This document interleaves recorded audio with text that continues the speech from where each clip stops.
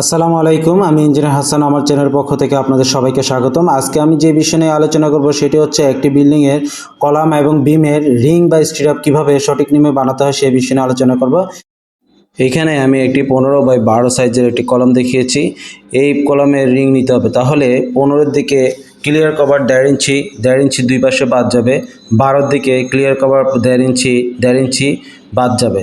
তাহলে মোট আমার 6 ইঞ্চি বাদ যাবে। 6 ইঞ্চি বাদ দিয়ে আমাকে রিং নিতে হবে। তাহলে 15-এর দিকে দুই পাশে 1.5 ইঞ্চি, 1.5 ইঞ্চি, 3 ইঞ্চি বাদ দিলে থাকে 12 ইঞ্চি। আর 12-এর দিকে 1.5 ইঞ্চি, 1.5 ইঞ্চি বাদ দিলে থাকে 9 ইঞ্চি। এরপর এই হুকের জন্য আমাকে আরও 3 ইঞ্চি 3 ইঞ্চি করে হুক যোগ দিতে হবে। তাহলে আপনি রড কাটবেন 12 ইঞ্চি যোগ 12 ইঞ্চি দুই পাশ, 9 ইঞ্চি যোগ 9 ইঞ্চি দুই পাশ, হুক 3 ইঞ্চি যোগ 3 ইঞ্চি, মোট 48 ইঞ্চি সাইজের রড কেটে নেবেন। রিং বানানোর সময় খেয়াল রাখবেন যাতে হুকগুলো ব্যান্ড করার সময় অবশ্যই একই সমান্তরাল থাকে, কোনোটা যেন 3.5 ইঞ্চি, কোনোটা 2.5 ইঞ্চি এরকম যেন না হয়।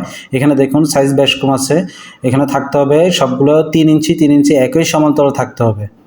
রিং যখন যোগান বা ম্যান্ডেলের উপর উঠানো হয় তখন রিংকে ব্যান্ড করার সময় একটি পরিমাপ থাকে, সেটি হচ্ছে এখানে দেখুন আমার এখানে 12 ইঞ্চি একটা দাগ কাটা আছে, তার বাকিটুকু হচ্ছে হুকের জন্য 3 ইঞ্চি, এই দাগটা 12 ইঞ্চি আর এই দাগটা হচ্ছে 9 ইঞ্চি, এটা হচ্ছে 9 ইঞ্চি। এভাবে করে মাপটা নিয়ে তারা ব্যান্ড করে।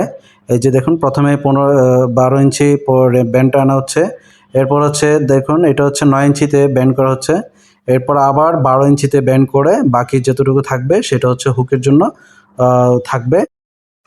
কলাম বা বিমে সবসময় হুকগুলোকে অবশ্যই 135 ডিগ্রি অ্যাঙ্গেলে বাঁকাতে হবে, আপনারা এটা খেয়াল রাখবেন। 90 ডিগ্রিতে অবশ্য করবেন না, এটা ভূমিকম্পের জন্য খুবই ক্ষতিকর। ভূমিকম্প প্রতিরোধের জন্য 135 ডিগ্রি অ্যাঙ্গেলে হুক বাঁকাতে হয়। ছবিতে দেখুন, আমি একটা ছবিতে দেখিয়েছি 135 ডিগ্রি অ্যাঙ্গেলে আপনারা সবসময় এটাকে বাঁকাবেন।